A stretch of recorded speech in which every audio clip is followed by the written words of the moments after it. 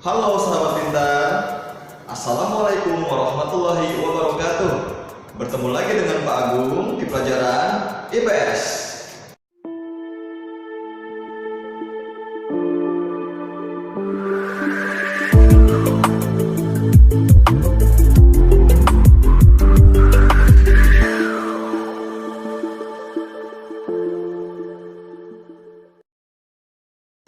Ya, hari ini kita masih membahas tentang negara kita tercinta, Indonesia. Ya, berhubung kemarin kita merayakan hari ulang tahun kemerdekaan Indonesia yang ke-76.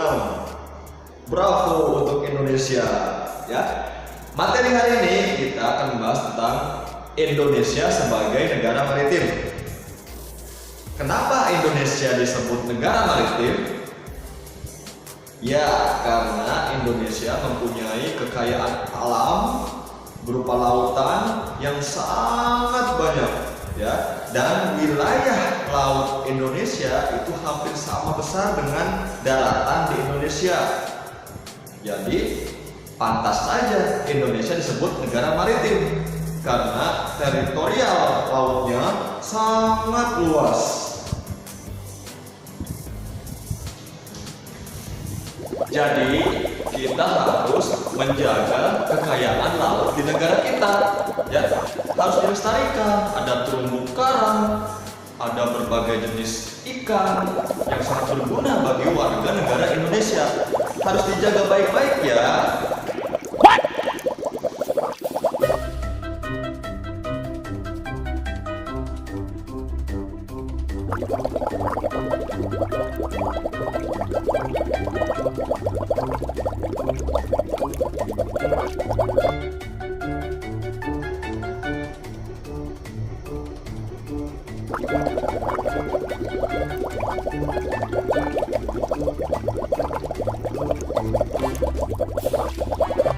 Wilayah daratan dan perairan di Indonesia sangatlah luas.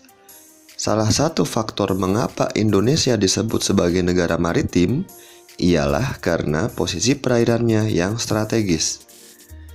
Indonesia memiliki perairan seperti laut dan selat yang sering dijadikan alur transportasi baik nasional maupun internasional. Hal ini jelas membawa pengaruh bagi Indonesia di berbagai aspek kehidupan.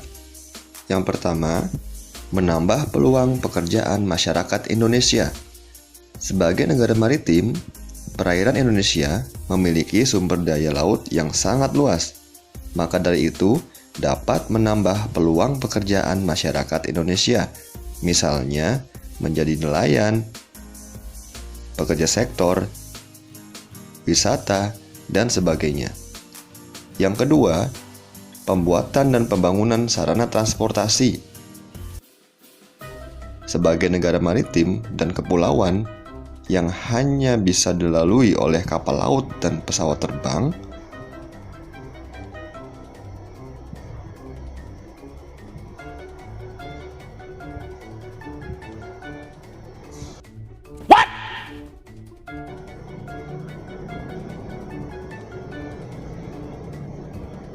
tentunya diperlukan sarana transportasi yang memadai, seperti fasilitas pelabuhan dan bandara. Yang ketiga, menambah keberagaman budaya masyarakat. Indonesia sebagai negara maritim mempunyai lebih dari 17.000 pulau. Dengan cakupan daerah yang begitu luas, maka keberagaman budaya pun semakin banyak.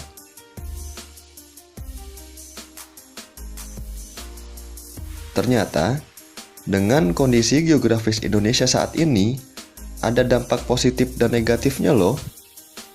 Apa itu? Dampak positifnya yang pertama, dapat meningkatkan pendapatan Indonesia. Yang kedua, adanya pembangunan sarana transportasi. Yang ketiga, keberagaman budaya semakin bertambah. Lalu apa dampak negatifnya? Yang pertama, pembangunan kurang merata karena wilayah Indonesia yang begitu luas.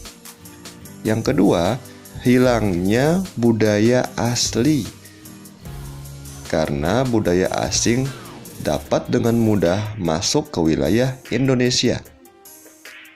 Yang ketiga, kapal asing dapat masuk dan mencuri sumber daya laut Indonesia.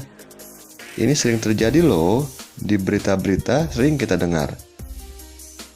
Maka dari itu, yuk kita jaga sumber daya laut kita. Nah, itu penjelasan kenapa Indonesia disebut negara maritim dan juga dampaknya bagi perekonomian di Indonesia. Ya, kita sudah 3 pertemuan membahas tentang Indonesia, ada dari letak geografisnya, keberagamannya, dan juga negara Indonesia sebagai negara maritim. Ya, selanjutnya, yuk kita kerjakan tugasnya, ya. Materinya tentang letak geografis, lalu keberagaman di Indonesia, dan Indonesia sebagai negara maritim. Ya, silakan disimak pertanyaannya, lalu dikerjakan ya. Pertanyaannya yang ini.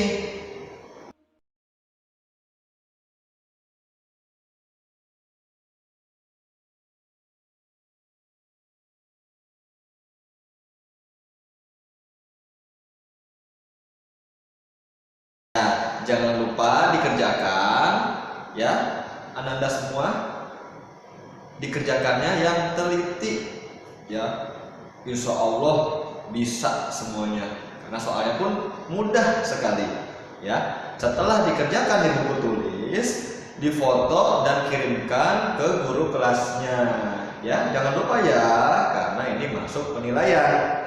Oke, cukup sekian yang bisa Pak Agus sampaikan hari ini. Semoga kita semua dalam selalu keadaan sehat. Amin ya rabbal alamin. Kita tutup. Alhamdulillahirabbil alamin. Wassalamualaikum warahmatullahi wabarakatuh. Bye sahabat pintar semuanya.